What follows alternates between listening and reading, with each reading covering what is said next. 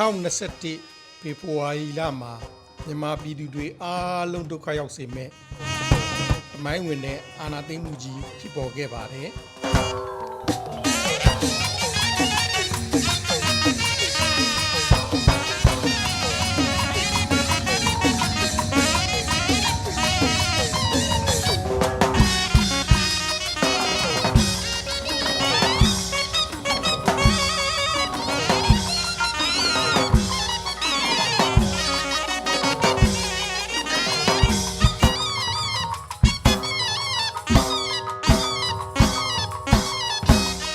2022ဖေဖော်ဝါရီမှာတော့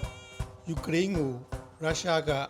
မတရားကျူးကျော်စစ်စတင်ဆင်နွှဲပါတယ်။အဲ့ဒီစစ်ပွဲဟာဒီနေ့အထိတိုက်နေကြတော့ပါပဲ။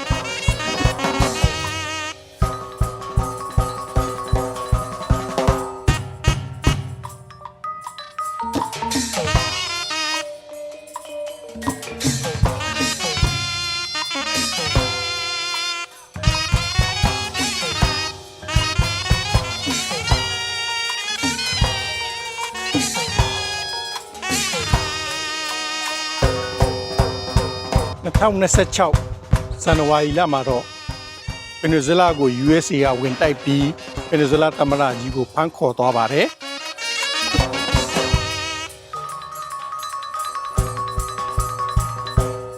2026ဖေဖော်ဝါရီလမှာပဲအစ္စရေးနဲ့ USA ပေါင်းပြီးအီရန်ကိုစပြီးဝင်တိုက်ပါတယ်ဒီစစ်ပွဲဟာတဖြည်းဖြည်းနဲ့ကျေပြန့်လာပြီးဘယ်အချိန်မှဆုံးသတ်မလဲဆိုတာမသိနိုင်သေးပါဘူး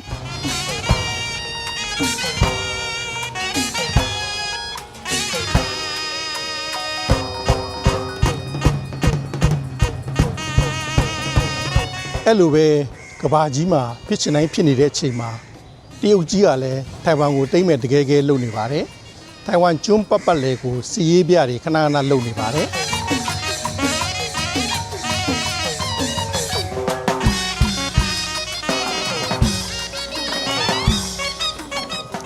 အဲ့တော့တရုတ်ကြီးကထိုင်ဝမ်ကိုတိမ့်မယ်မတိမ့်ဘူး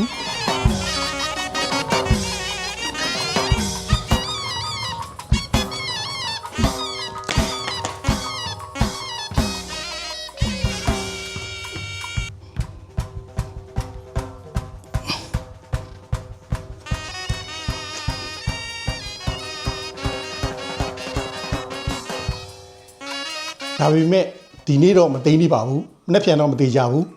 ထိုင်ဝမ်နဲ့နီးစပ်တဲ့တငယ်ချင်းတွေကပြောတယ်သွားကြည့်ရင်တော့2027မတိုင်ခင်သွားပါတဲ့အဲ့တော့အချိန်မရှိဘူးဒီနေ့ပဲသွားမယ်လိုက်ခဲ့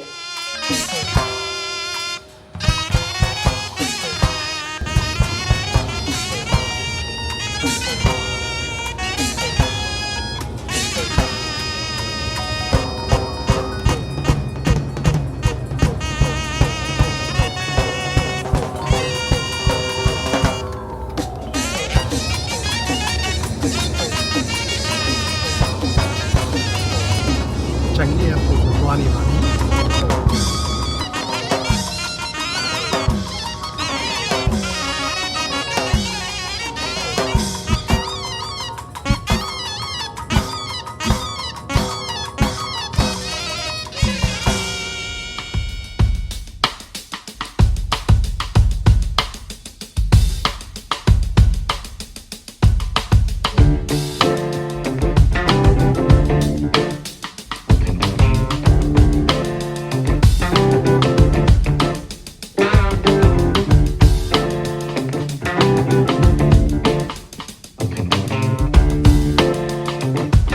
ချန်ကြီးလေစိတ်တာမနင်3ကိုရောက်ပါပြီဗျ15မိနစ်အတွင်း luggage check-in boarding pass ယူ immigration ကိုဖြတ် security check အကုန်ပြီးစီးနဲ့အထဲကိုရောက်နေပါပြီဗျရောက်ဘူးတမြနိုင်ငံတကာလေစိတ်တွေထဲမှာစင်ကာပူချန်ကြီးလေစိတ်လောက်အဆင်ပြေတာတစ်ခုမှမတွေ့ဘူးပါဘူး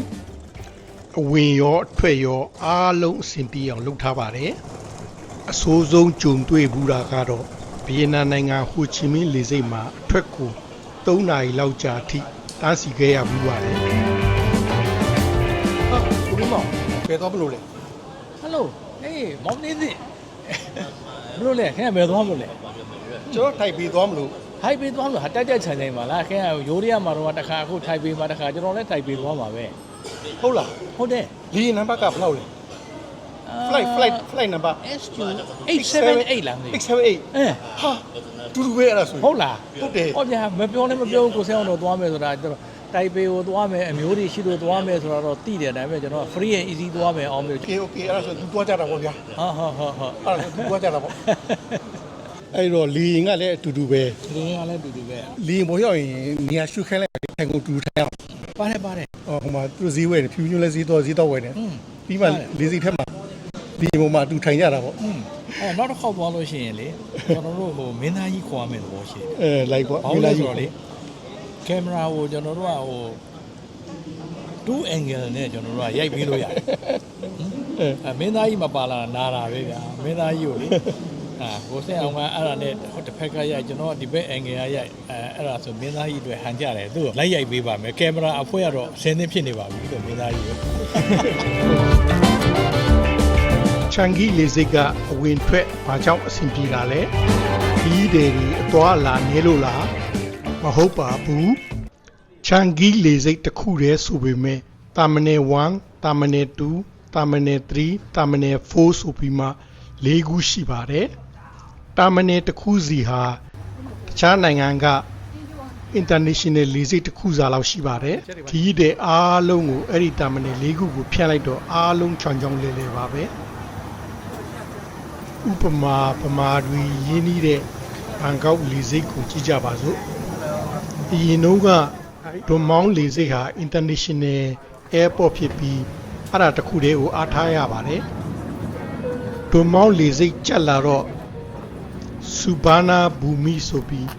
international လေယာဉ်ကွင်းတစ်ဆောက်ပြီးပြောင်းရပါတယ်ဒွန်မောင်းလေဆိပ်ကတော့ domestic flight တွေပြီးဖို့အသုံးပြုပါတယ်ခုတော့စူဘာနာဘူမီလေဆိပ်ပါပြကျနေပါပြီ။ဟောနီစင်ကာပူမှာတော့ဒီတာမနယ်၄ခုနဲ့ချောင်းချောင်းလဲလဲရှိနေတော့မှာပဲတာမနယ်5ကိုထပ်ဆောက်ပါတယ်။မကြခင်မှာဒီတာမနယ်၄ခုတဲ့အများကြီးကြီးတဲ့တာမနယ်5ဆိုတာတွေ့ရတော့မှာပါ။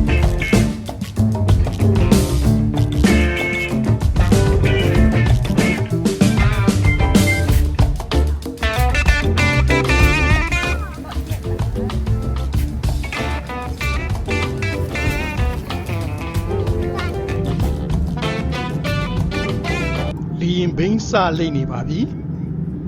တခုတော့ရှိတယ်ချန်ဂီလေစိတ်ကတခြားလေရင်ခွင်းနေနဲ့မတူတာခီးတယ်တင်ဖို့လေရင်ရက်ထားတဲ့နေရာပေါ်မူတည်ပြီးလေရင်ပြည်လန့်ကိုရောက်ဖို့လေရင်ကအတော်လေးကိုတွားရပါတယ်တခါတလေပိအာဝါနဲ့ကြုံရင်လေရင်ပြည်လန့်ကိုရောက်ဖို့လေရင်တွေတန်းစီပြီးစောင့်ရပါတယ်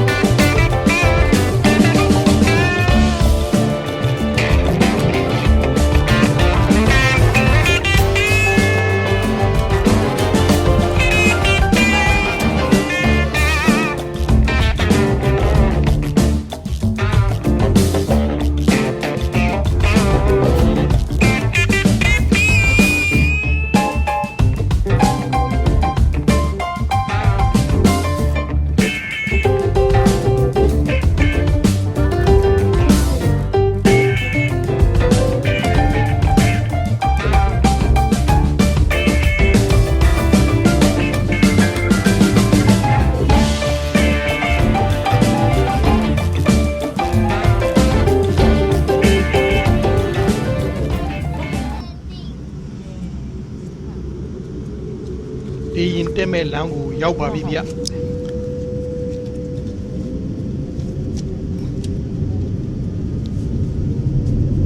လေရင်စတက်ပါပြီဗျ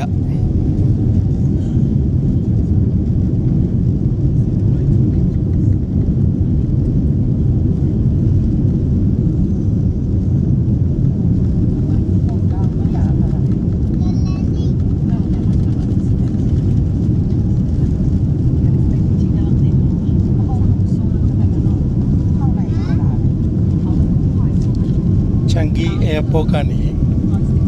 တိုင်ပေကိုလေရင်စထွက်ပါပြီတိုင်ပေကိုရောက်ဖို့4 နာရီကျော်ကြာပါမယ်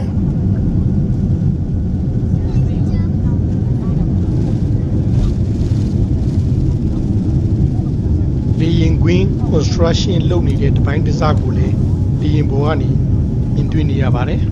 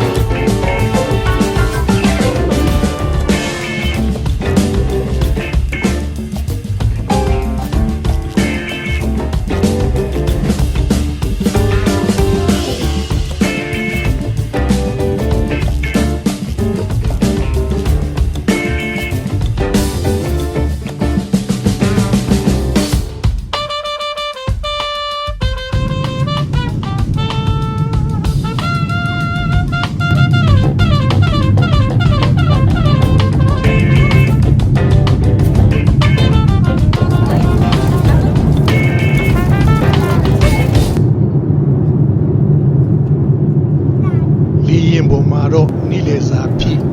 ငါးနဲ့အာလူဒါမှမဟုတ်ရင်ကောက်ဆွဲနဲ့ချက်သားကြိုက်တာတစ်ခုကိုကျွေးပါတယ်ဗျ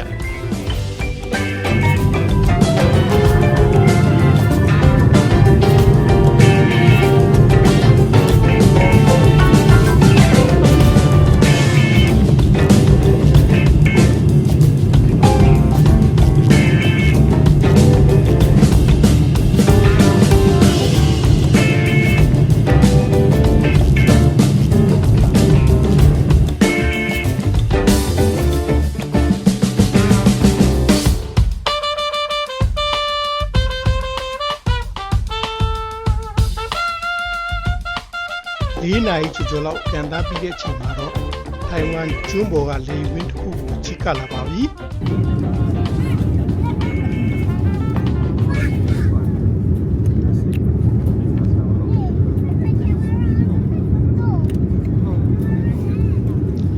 ကွင်းနဲ့ဆင်းဖို့ကြိုးစားတဲ့အချိန်မှာတော့ထိုင်ဝမ်ကျွန်းပေါ်ကမြင်ကွင်းတချို့ကိုလည်းမြင်တွေ့နေရပါပြီတရုတ်ကြီးအရန်စိတ်ဝင်စားနေတဲ့ထိုင်ဝမ်ကျွန်းကိုမျက်မြင်ကိုယ်တွေ့ရတော့မှမို့စိတ်ထဲမှာတော့လှုပ်ရှားနေပါတယ်ရီပတ်လေဝိုင်းနေတဲ့ဒီထိုင်ဝမ်ကျွန်းပေါ်မှာလူဦးရေ23 သန်းကျော်နေထိုင်ပါတယ်ဧရိယာအပြင်36,000 square kilometer ကျော်ရှိပြီးရှမ်းပြည်နယ်လောက်မကြီးပေမဲ့ရခိုင်ပြည်နယ်လောက်တော့ရှိပါတယ်touchdown ဖြစ်ပါပြီဗျ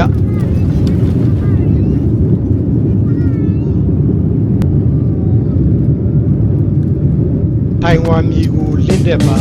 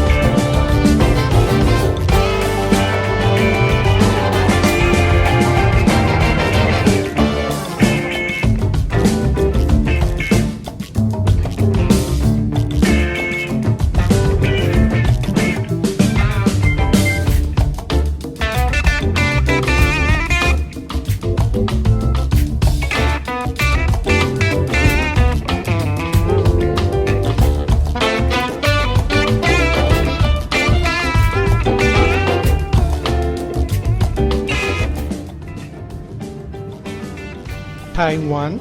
Taoyuan International Airport ထိုင်ဝမ်ကျွန်းပေါ်မှာရှိတဲ့အကြီးဆုံးနိုင်ငံတကာလေဆိပ်ပါထိုင်ဝမ်ကျွန်းရဲ့ gateway လို့လည်းတင်စားခေါ်ဝေါ်ကြပါတယ်တိုင်ပေမြို့ရဲ့အနောက်တောင်ဘက်40 ကီလိုမီတာလောက်မှာရှိတဲ့ထောင်ယွင်ဆိုတဲ့မြို့လေးမှာရှိလို့ထောင်ယွင် International Airport လို့ခေါ်ပါတယ်1989စဖွင့်တုန်းကတော့ရှန်ကီရှိတ် International Airport လို့ခေါ်ခဲ့တယ်ဗျတိုင်ပေမြို့ပေါ်မှာတော့လေယာဉ်ကွင်းအသေးစားတစ်ခုရှိပြီးအဲ့ဒီလေယာဉ်ကွင်းကတော့စစ်တပ်သုံးနဲ့ပြည်တွင်းခရီးစဉ်လိုပဲအများဆုံးလုပ်ကြပ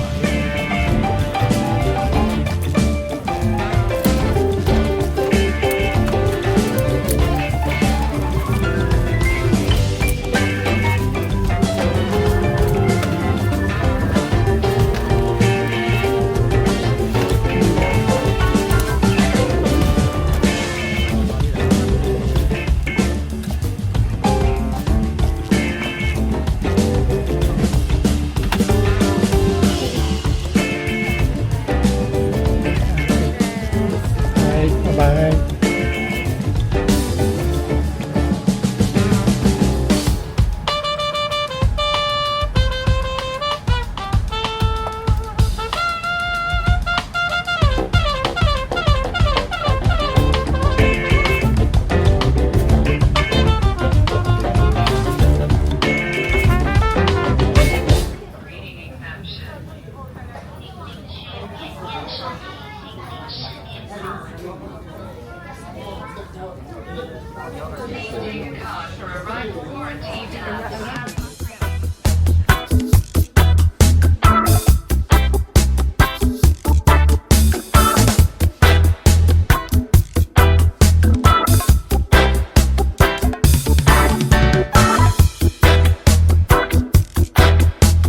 ထိုင်ဝမ်ထောင်ယွင်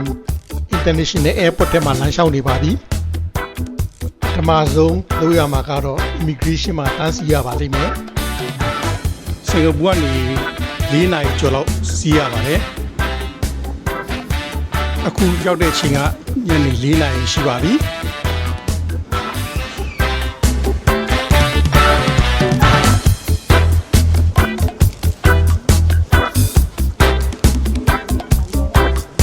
စင်ကာပူလိုတော့အဆင်မပြေဘူးဗျတန်းစီဖို့နေရာတွေလောက်ထားပါတယ်နိုင်ဝက်လက်တော့တန်းစီရမယ်ထင်တယ်ဒါပေမဲ့ဗီယက်နမ်နိုင်ငံလောက်ကြီးတော့မဆိုးပါဘူးကံကောင်းတာကတော့လေယာဉ်တွေတပြိုင်တည်းကျတဲ့ပီအာဝါအချိန်မဟုတ်ဘူးထင်တာပဲ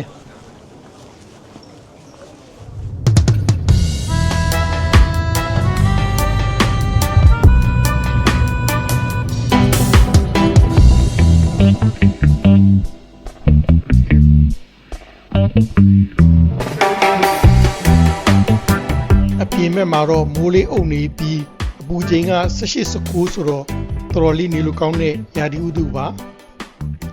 လေဆိပ်ထဲမှာ immigration ကိုဖြတ်ပစ္စည်းရွေးပိုလို့ဒီလုံးနဲ့အချိန်ပေးလိုက်ရတော့အပြင်ထွက်လာတဲ့ချိန်မှာညနေထမင်းစားဖို့အချိန်ရောက်နေပါပြီအဲ့ဒီတော့ပထမဦးဆုံးသွားနေတာကညနေစာစားဖို့ restaurant တစ်ခုကိုပါ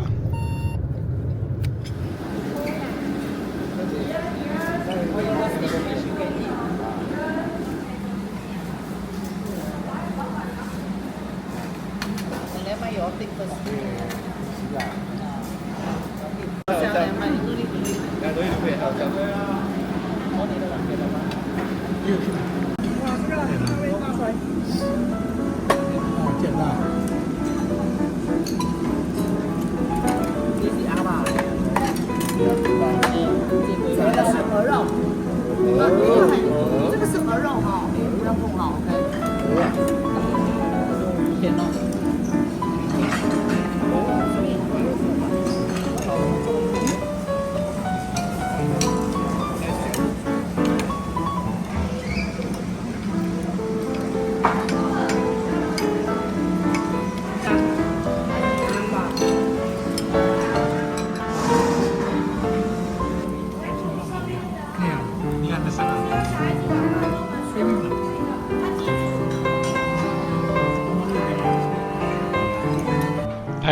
ရင်ပါပထမဦးဆုံးစားရတဲ့မီးလူပါ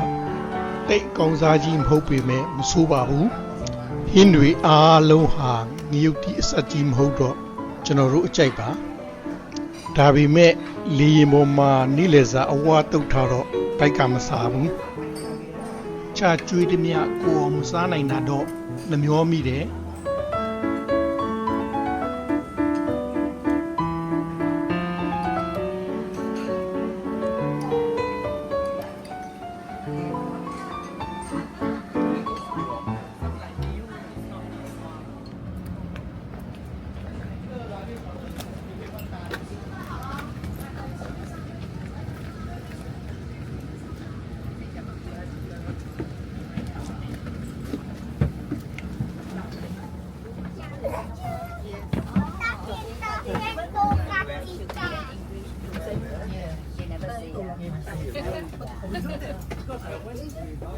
后面下去新加坡联合旅展，我们都派人过去，但是这一次他是传染发。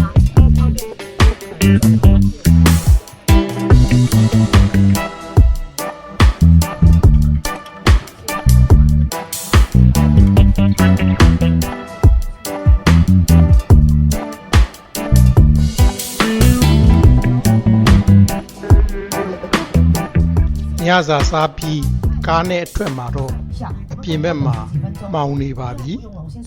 မိုးကလည်းဖွဲဖွဲလေးရွာတော့အပြင်ဘက်ကိုတောင်တိတ်မမြင်ရတော့ပါဘူးဒီညအေးရမယ့်ဟိုတယ်ကိုသွားနေတာပါ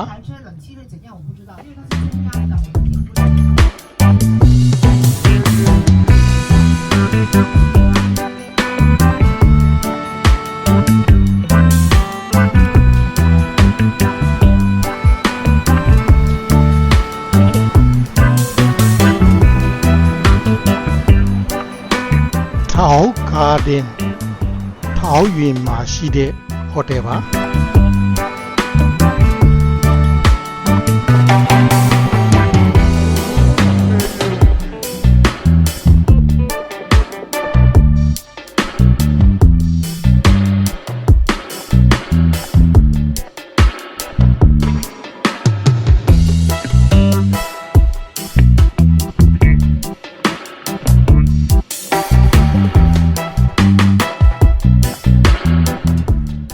ချိန်ကဘယ်လောက်ရှိပြီလဲဆိုတော့ညဘက်9နာရီ30ခွန်ဟိုတယ်ကိုရောက်ပါပြီထိုင်ဝမ်အချိန်ကစင်ကာပူအချိန်နဲ့အတူတူပါ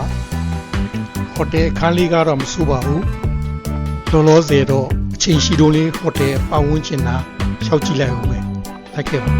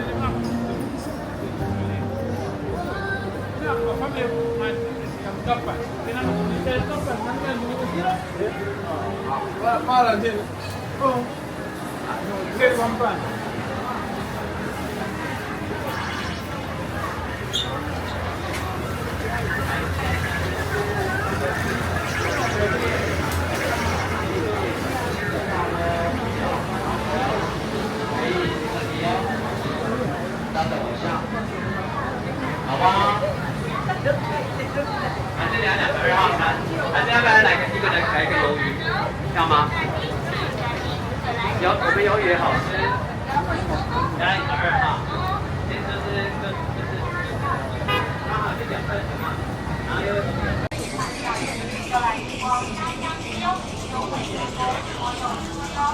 ကလဲလို့ပေါ့ဒီဟာလေး စီလုံးဘလောက် ကက်ဆယ်လား就我之前的一种会不会吃什么是要送这个为什么？ ဟိုတယ်အနီးနားက ထောင်ယွင်ဆိုတဲ့မြို့လေးပတ်ပတ်လေးကိုရှောင်ကြည့်နေတာပါဒီနေရာကတော့တိုင်ပီမြို့ရဲ့အနောက်မြောက်ဘက်30 ကီလိုမီတာလောက်ဝေးတဲ့နေရာမှာပါ International လေယာဉ်ကွင်းရှိတဲ့မြို့ဖြစ်ပါတယ်တိုင်ပီမြို့မဟုတ်သေးပါဘူးဓမ္မဦးဆုံးနေ့ထိုင်ဝမ်မြေရဲ့ထိတွေ့ကန်စားမှုကတော့ဒီမှာတင်ဆုံးသတ်ပါတယ်နောက်နေ့တွေမှာတော့